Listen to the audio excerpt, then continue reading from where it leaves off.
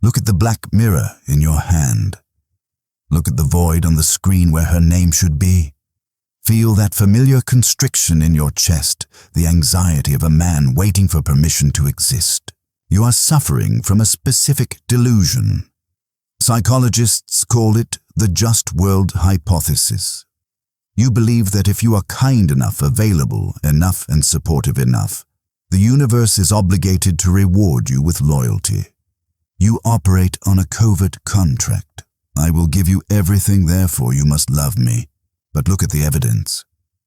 The nice guys are invisible. The pleasers are friend-zoned. The men who would burn the world for her are the ones she respects the least. Why? Because nature is not a democracy. It is a hierarchy. And nature does not respect what begs to be kept. Desire is not built on safety. It is built on tension. Niccolò Machiavelli, the architect of modern power, understood this centuries before your first heartbreak. He knew that human beings, men and women alike, are ungrateful, fickle pretenders and dissimulators. He knew that power is never given to the virtuous. It is seized by the strategic. You are here because you are tired of being a passenger in your own life. You are tired of the confusion, the mind games, and the passive-aggressive silence.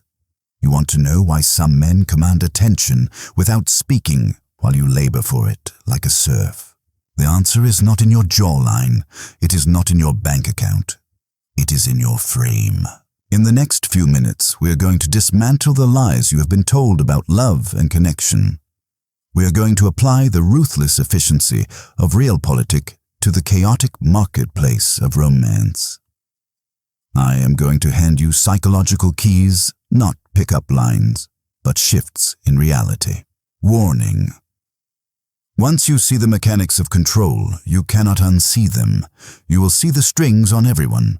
If you're ready to stop being a fan and start being the prize, keep watching. Let's begin the autopsy. Let's start with the most brutal economic truth. If oxygen were sold, you would only pay for it if you were drowning. Right now in the marketplace of attention, you are free air. You are everywhere. You are abundant. You are a commodity. You text back instantly. You are always available to hang out. You clear your schedule the moment she shows a flicker of interest. You believe you are showing devotion. Psychologically, you are signaling that your time has zero value. In economics, when supply exceeds demand, the price collapses. You have collapsed your own stock. Machiavelli wrote, "Familiarity breeds contempt." He understood that the more people see of a leader, the less they fear him and the less they revere him. The same applies to attraction.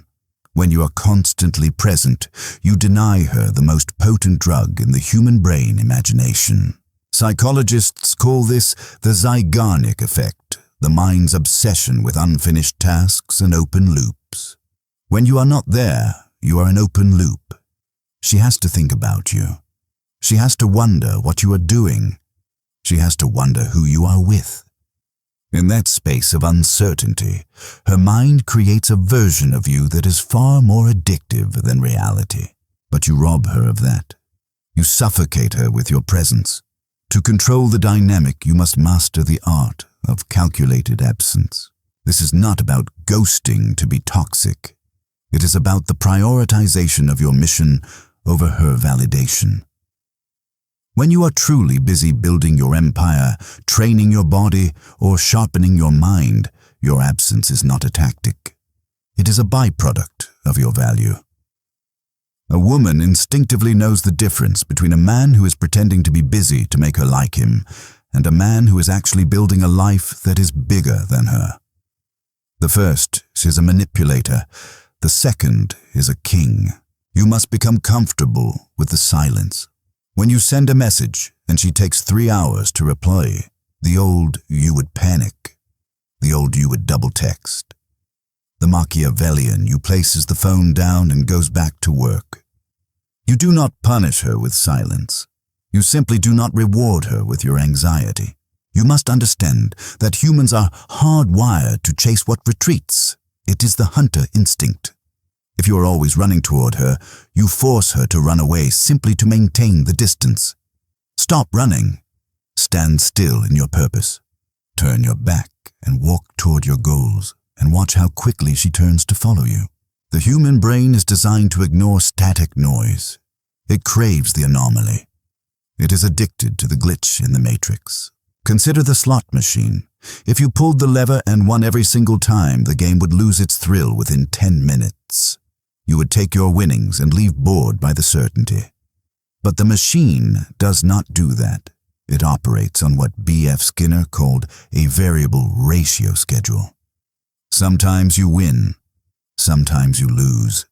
Sometimes you almost win. This unpredictability spikes dopamine to levels that rival narcotics. It is called intermittent reinforcement, and it is the strongest addiction mechanism known to behavioral psychology. Most men are tragically predictable. They are predictably nice, predictably angry, or predictably insecure. She knows exactly which input yields which output.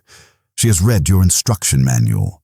Why would she read it again? Machiavelli advised the prince to assume two forms: the lion to terrify the wolves and the fox to recognize the traps. You must be both. You must break the pattern of your own behavior to disrupt her equilibrium. If you are usually stoic, surprise her with a moment of intense poetic passion. If you are usually affectionate, withdraw into a cold analytical silence for a day. Not out of malice, but to demonstrate that your affection is not a salary, it is a commission. It must be earned. When she cannot predict your reaction, she is forced to pay attention to you. She must study you. She must walk carefully around you. This focus is the seed of obsession. Do not mistake this for cruelty. It is the introduction of necessary entropy. A relationship without uncertainty is a dead system. Most men are emotional mirrors. If she is happy, they are happy. If she is cold, they panic. You have handed her the remote control to your nervous system. To govern the frame, you must be your own weather system. You can be warm when she is distant. You can be calm when she is chaotic. This disrupts her control loop. When she realizes she cannot push a button to generate a specific reaction, she stops trying to manipulate you and starts seeking your validation. She starts asking herself the most important question a woman can ask. What is he thinking? The moment she asks that, you have won. We are all narcissists. At our core, we care about our own survival and our own ego more than anything else in the universe. Machiavelli knew that to control a population, you do not tell them what you want. You show them what they desire. And what does a woman desire more than safety? To be seen, to be understood, to be the protagonist in a movie that everyone else is just watching. Most men fail here. They try to demonstrate high value by reciting their resume. They brag about their jobs, their cars, their gym records. They think they are displaying strength. In reality, they are broadcasting insecurity. They are saying, please look at me. Please tell me I am good enough. The Machiavellian approach is the inverse. You become the mirror. You talk less. You listen more, but you listen with a predatory intensity. You do not ask polite questions about the weather.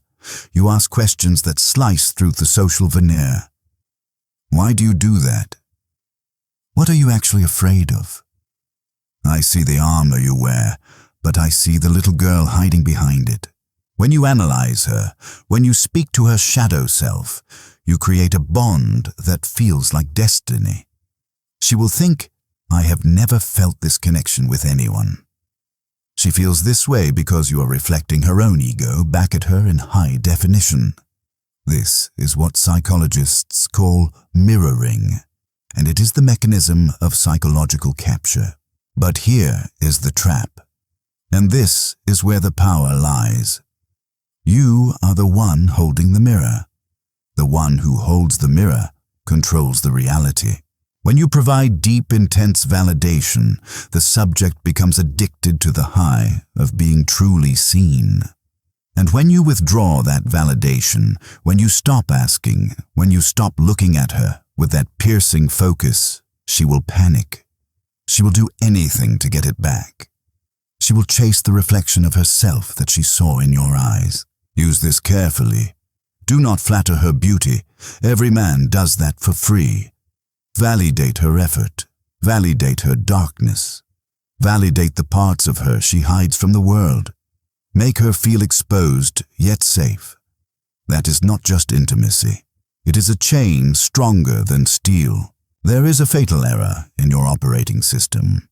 You have been programmed by Disney, by Hollywood, and by the women who raised you to believe a lie that women are goddesses, pure beings of light who must be worshipped to be won. This is the pedestal effect. And to a high-value woman, it is repulsive. Think about the dynamic. If you treat her like a celebrity, you leave her no choice but to treat you like a fan. Fans do not sleep with the celebrity. Fans pay for the ticket. Fans wait in line. Fans are spectators. Machiavelli taught that a prince must see the world exactly as it is, not as he wishes it to be. You must see her as she is. She is human. She has insecurities. She makes bad decisions. She wakes up with bad breath. When you look at her with the eyes of worship, she feels your inferiority. She senses that you believe she is out of your league. Evolutionary psychology is clear. Women are hypergamous. They date across or they date up. They never date down. By placing her on a pedestal, you are voluntarily placing yourself beneath her. You are signaling, I am not your equal. You are adopting what Nietzsche called slave morality, the ethics of the weak, who worship the strong. To control the dynamic, you must commit iconoclasm. You must smash the idol. You must look at her with level eyes. You must be willing to disagree with her. You must be willing to call her out. You must be willing to tease her. When a beautiful woman is used to men stuttering and agreeing with everything she says, the man who says, I think you're wrong about that, is a shock to the system. It signals that you are not intimidated by her beauty. It signals that you value your own truth more than her approval. This is the essence of respect. She cannot respect a man she can walk all over, and she cannot love a man she does not respect. Stop apologizing for existing. Stop laughing at jokes that aren't funny. Stop agreeing with opinions you find stupid. Be real. Be ruthless with your standards. If she steps out of line, check her, not with anger, but with amusement, like a parent correcting a child who has misbehaved. Are you always this much trouble? Change the frame from, I hope she likes me, to the only question that matters, is she good enough for me? Machiavelli knew that the man who speaks the least holds the most gravity. In a negotiation, the person who fills the silence loses. In an argument, the person who shouts loses. In seduction, the person who over-explains loses. You talk too much. You explain yourself because you are terrified of being misunderstood. You text paragraphs because you are afraid she won't grasp the nuance of your soul. You seek to clarify. Stop. Your words are leaking your power. Mystery cannot exist in a biography. If you tell her your whole life story on the first date, you are a finished puzzle. You go back in the box. You must remain an incomplete puzzle. Use silence as a weapon. When she tests you, when she throws a tantrum, when she tries to provoke a reaction, give her nothing. Look at her with calm, unreadable eyes. Let the silence stretch until it becomes a vacuum. Nature abhors a vacuum, and so does the human ego. She will rush to fill that silence. She will start explaining herself. She will start seeking your approval. Silence projects confidence. It implies that you are comfortable in your own skin. It implies that you are evaluating her, not the other way around. It triggers her anxiety loop. Why isn't he reacting? What is he thinking? Remember, the prince does not justify his decrees. He states them, or better yet, he acts. Never say, I am a high-value man. Never say, I won't tolerate disrespect. Just punish the disrespect with absence.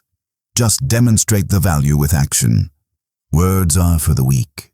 Silence is for the sovereign. Master the pause. Before you answer a question, wait 3 seconds. Look at her. Breathe. Then speak. That tiny gap destroys her autopilot. It shows deliberate control. It makes your words weigh 1,000 pounds. We have arrived at the nuclear weapon of dark psychology, the ultimate power move, the one thing that cannot be faked, the absolute willingness to walk away and never look back. In negotiation theory, this is known as your BATNA, your best alternative to a negotiated agreement. If your alternative to being with her is loneliness, depression, and a chaotic life, your bargaining power is 0. She knows she can extract any price from you because you have nowhere else to go. Machiavelli wrote that a prince should not rely on the goodwill of others, but only on his own strength. If you need her, she owns you. If you prefer her but can live without her, you own the world. Most men stay in toxic dynamics because of the sunk cost fallacy. They have invested time, money, and emotion, so they cling to a failing investment, terrified of the void. They tolerate disrespect because they are negotiating from a position of deficit. The moment you internalize, truly internalize, that you are the prize, the fear evaporates. The moment you realize that there are billions of women but only one you, the dynamic inverts. This is not a bluff. Women have a sixth sense for bluffs. They know when you are pretending to be ready to leave. You must actually cultivate a life so rich, so driven by purpose, so full of options that losing her would be an inconvenience, not a tragedy. This is sovereignty, the inability to be coerced by the fear of loss. When she knows that you will open the door for her to leave the moment she disrespects your boundaries, she will not walk out. She will close the door and stay, because safety is found in the container of a strong man's boundaries. If your walls are made of paper, she feels unsafe. If your walls are made of stone, if your no means no, she can relax into her feminine energy. She wants to be led, but she can only be led by a man who knows where he is going, with or without her. This is the paradox of love. You only keep what you are willing to lose. Cling to sand and it slips through your fingers. Open your hand and it sits there. Build your kingdom. If she wants to be the queen, she must abide by the laws of the territory. If not, the gate is open. Let's zoom out. We titled this transmission Machiavelli's Hacks to Control Any Woman, and you are here because you crave that power. But have you noticed the pattern in every single one of these laws? Calculated absence, emotional unpredictability, destroying the pedestal, silence, walking away. None of these are about controlling her. They are about controlling you. That is the ultimate twist of dark psychology. You cannot control another human being. That is the illusion of the weak. You can only manipulate variables, but you can control yourself with absolute tyranny. The reason you have failed in the past is not because you didn't have the right pickup line.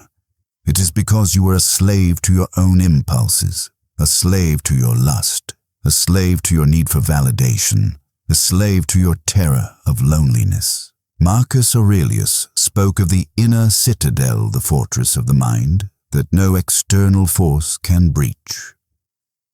When you conquer the slaves within you, when you become a man who does not need a man who is the source of his own validation, you become a black hole of gravity. She does not submit to your force. She submits to your order. She does not submit to your anger. She submits to your peace. Control is not gripping the neck. Control is stilling the mind. When you are the most grounded element in the room, everything else revolves around you. That is not strategy. That is physics. So do not go out there and try to play tricks on women. Go out there and ruthlessly govern your own mind. Kill the nice guy. He is weak and he is a liar. Birth the prince. He is strong and he is honest. The world is waiting for you to take your throne. But the throne is not a chair. It is inside you. If you are ready to stop begging and start ruling, type this in the comments: I choose power. And remember, the next transmission will take you even deeper into the shadows of the human mind. You have learned how to stand. Next, we teach you how to move. Don't miss it. Subscribe.